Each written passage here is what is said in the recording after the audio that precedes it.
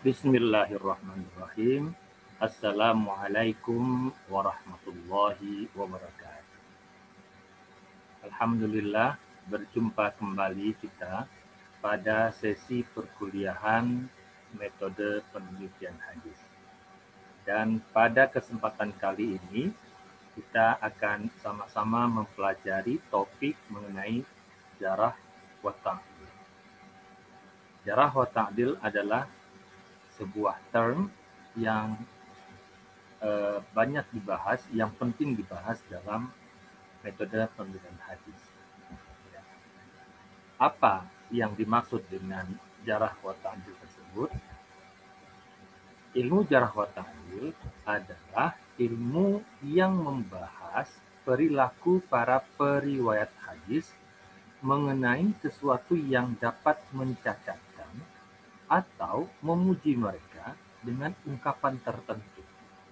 Ya, dengan kata lain, jarah wa ta'dil ini adalah ilmu untuk mengetahui keburukan ataupun kebaikan dari masing-masing periwayat hadis.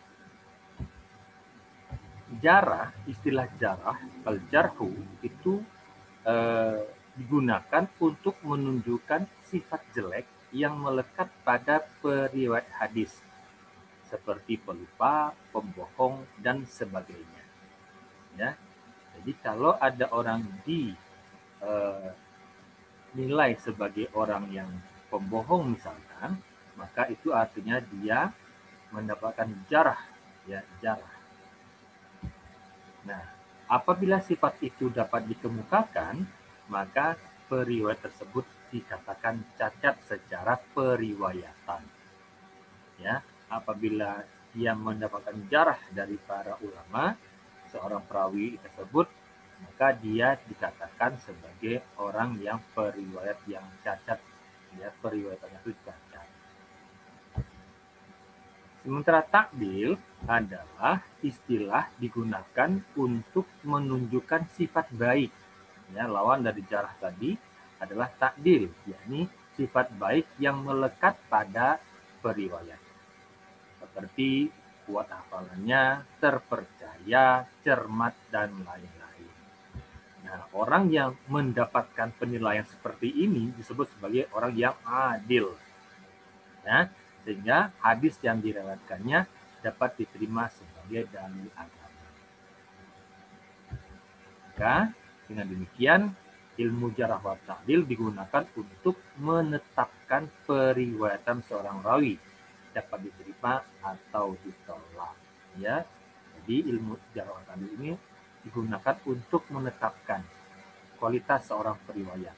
Ya, menetapkan kualitas seorang periwayat apakah riwayatnya itu diterima ataupun tidak. Nah, dari mana kita bisa mendapatkan informasi tentang jarah dan takdil seorang perawi? Pertama adalah dari popularitas para periwayat tersebut di kalangan para ahli ilmu, ya, melalui popularitas mereka sendiri, bahwa mereka dikenal sebagai seorang yang adil atau orang yang mempunyai aib. Secara umum orang sudah mengetahui bagaimana kondisi dia. Itu yang pertama. Yang kedua adalah berdasarkan pujian ataupun pentajrihan dari rawi lain yang adil, atau berdasarkan penilaian yang dibuat oleh seorang perawi.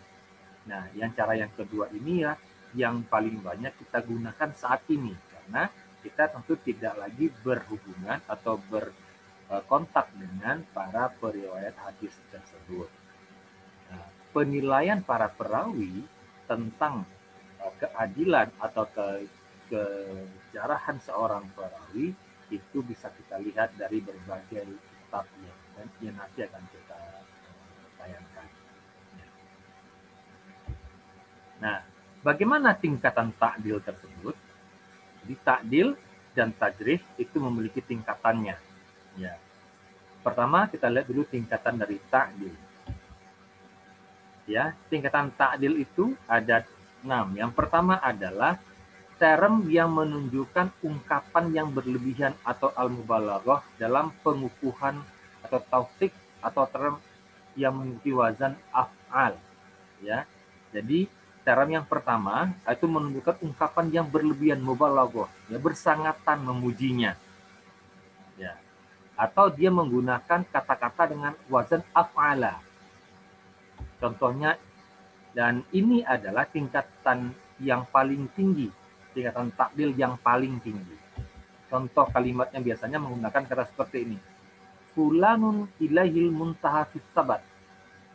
Ya, seseorang, si fulan itu adalah orang yang sudah mentok tingkat kesebutannya. Sebut itu artinya adalah sama dengan sikot, ya.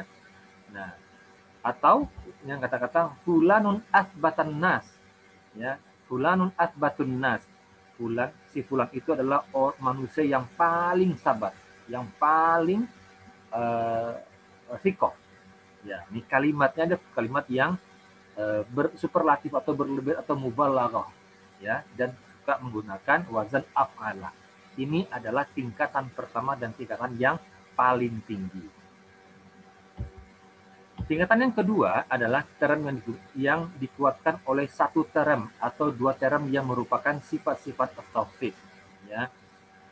Nah, contohnya ini dia menggunakan kata-kata sikoh, ya. Jadi kata sikoh diulang.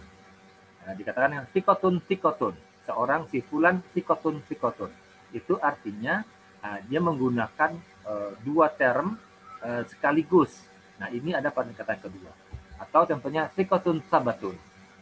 Ya. Nah, dengan apabila kita menemukan ada seorang perawi dinilai seperti ini, dengan kata-kata ini, dipuji dengan kata-kata ini, maka pujiannya itu ada pada level atau tingkatan martabat yang kedua.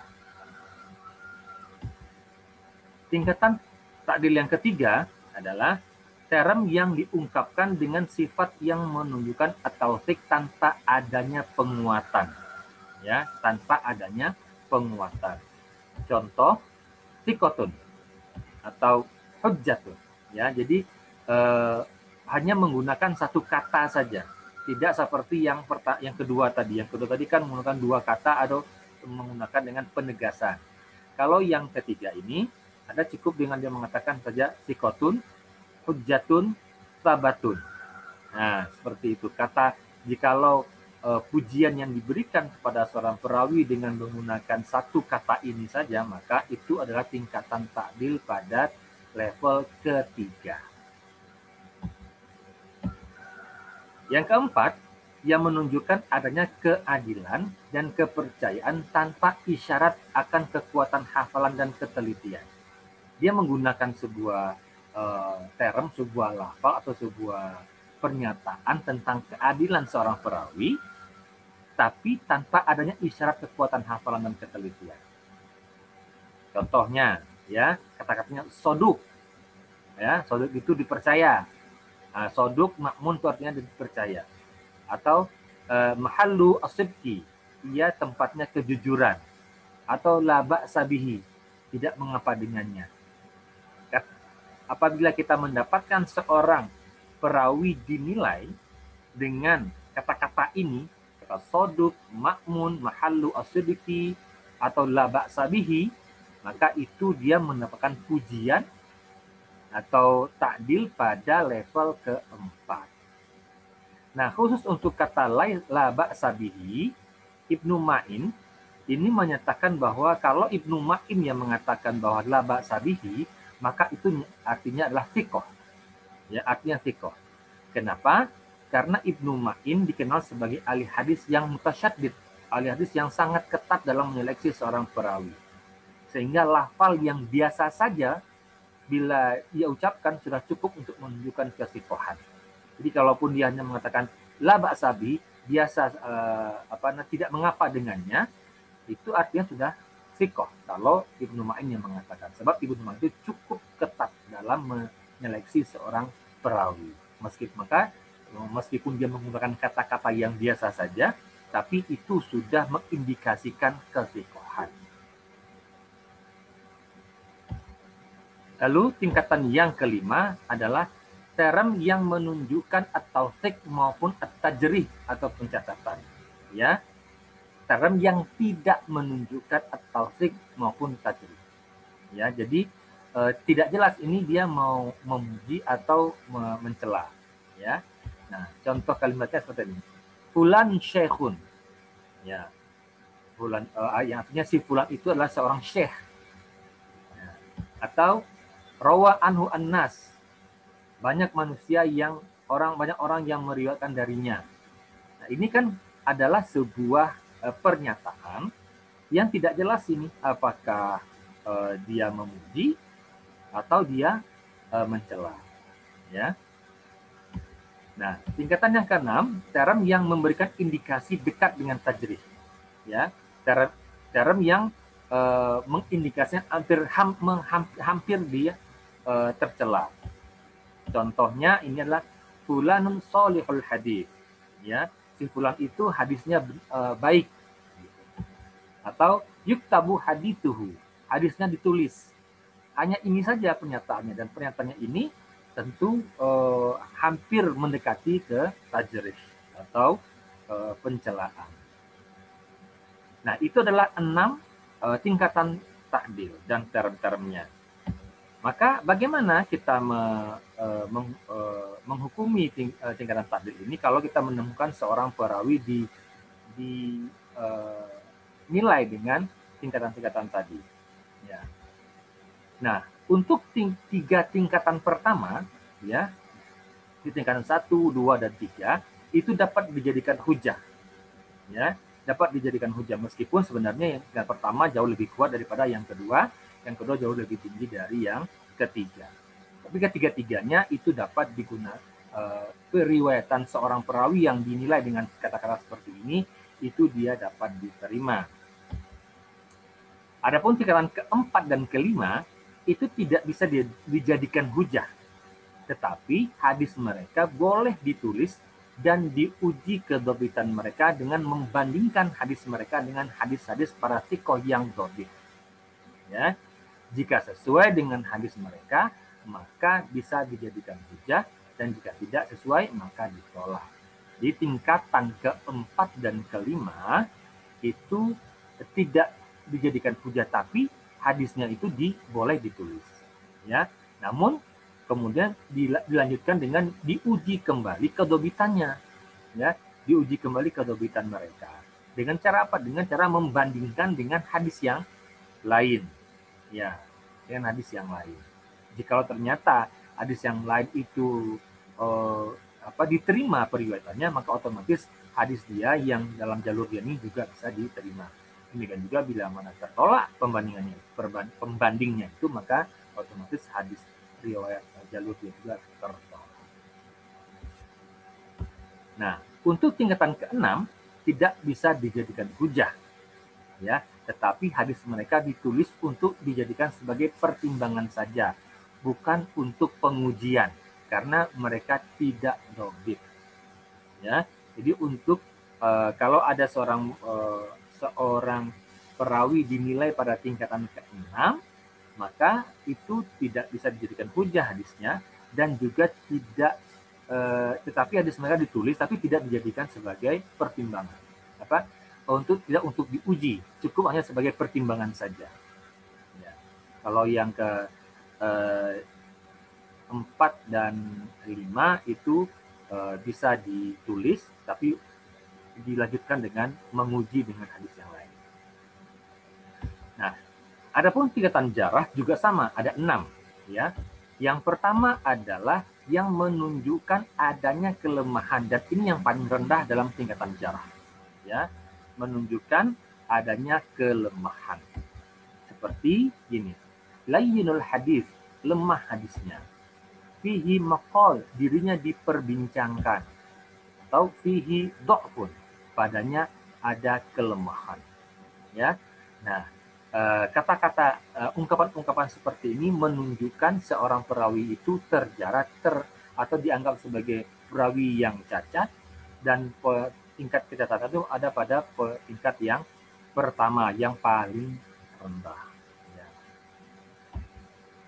Yang kedua, yang menunjukkan adanya pelemahan terhadap perawi dan tidak boleh dijadikan sebagai hujah. Ya, tidak hadisnya, riwayatnya tidak bisa diterima. Contoh kata-katanya adalah fulan tidak boleh dijadikan hujah. Nah, ini kata-katanya. Dhaif, atau ia mempunyai hadis-hadis yang mungkar. Majhul, tidak diketahui identitas atau kondisinya. Nah, ungkapan-ungkapan ini menunjukkan si fulan atau si perawi berada pada tingkatan jarah kedua. Yang ketiga adalah yang menunjukkan lemah sekali dan tidak boleh ditulis hadisnya. Seperti fulan dhaifun jiddan, ya, fulanun dhaifun jiddan, dhaif sekali. Atau tidak ditulis hadisnya, atau dalam bahasa la yuktabu hadisuhu, atau tidak halal periwayatan darinya, ya, la yahillu riwayatuhu, dan sebagainya macamnya, ya.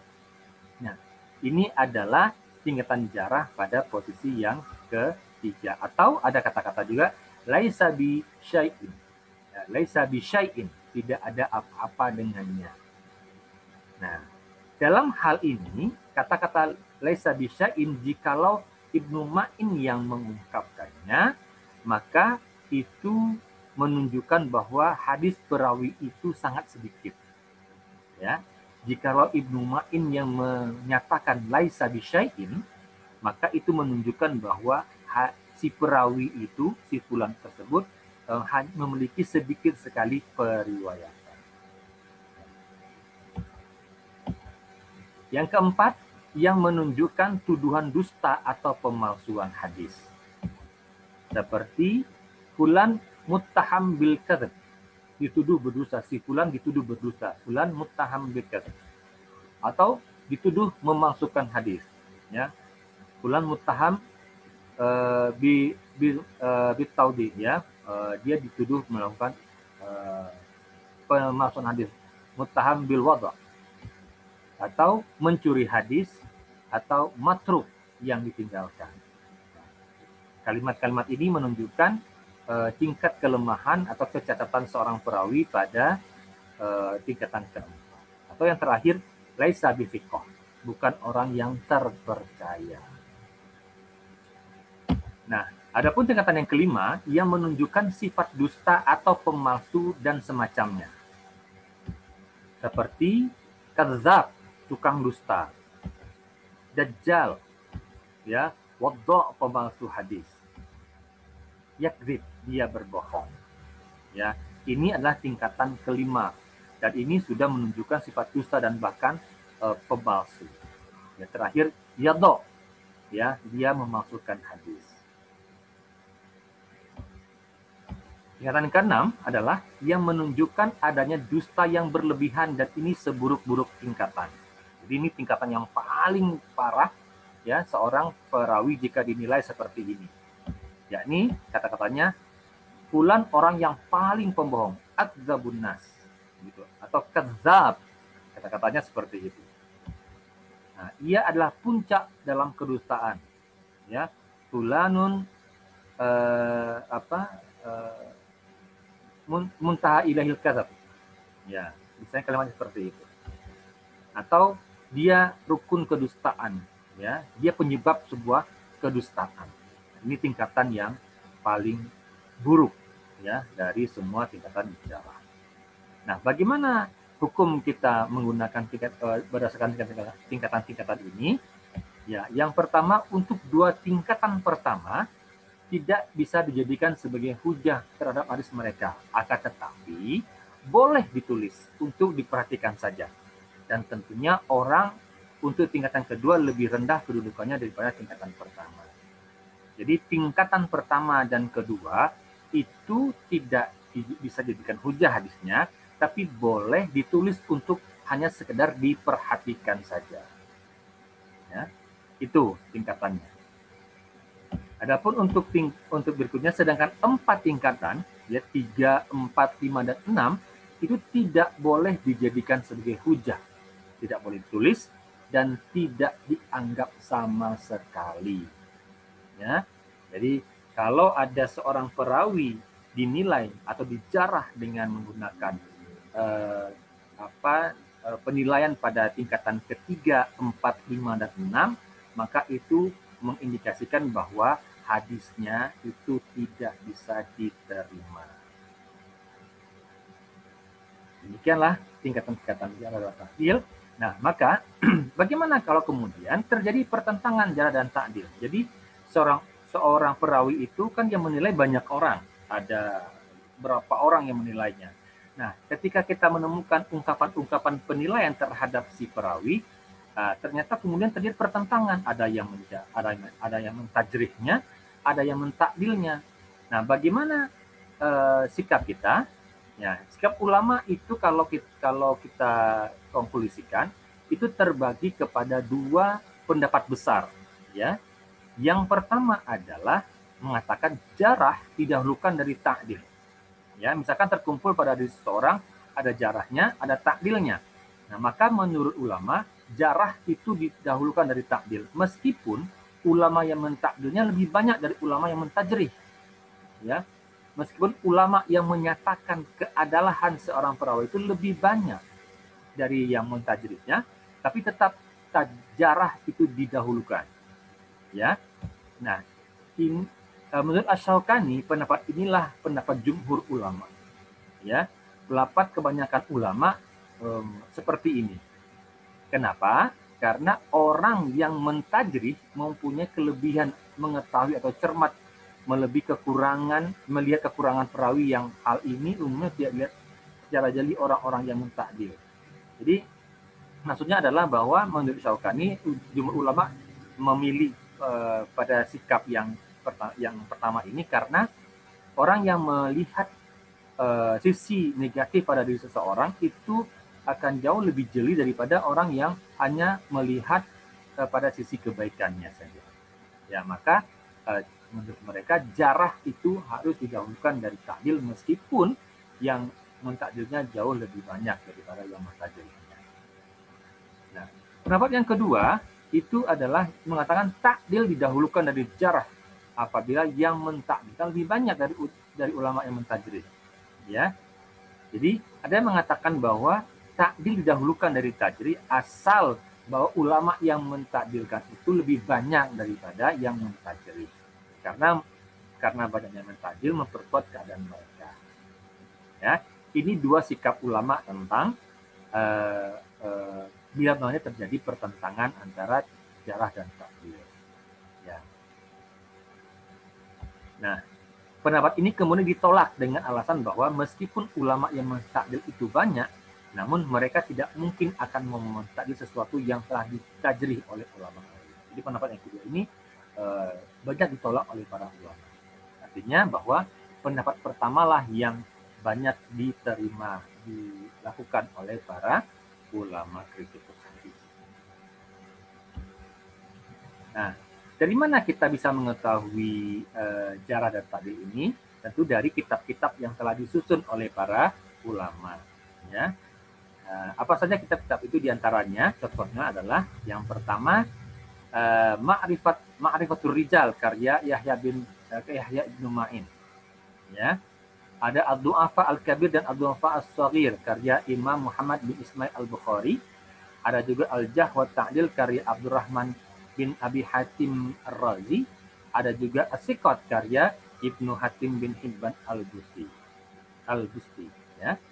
Ada juga As-Siqat karya Abul Hasan Ahmad bin Abdullah bin Shalih Al-Ijli. Ada juga Mizanul I'tidal karya Imam Syamsuddin Muhammad Az-Zahabi.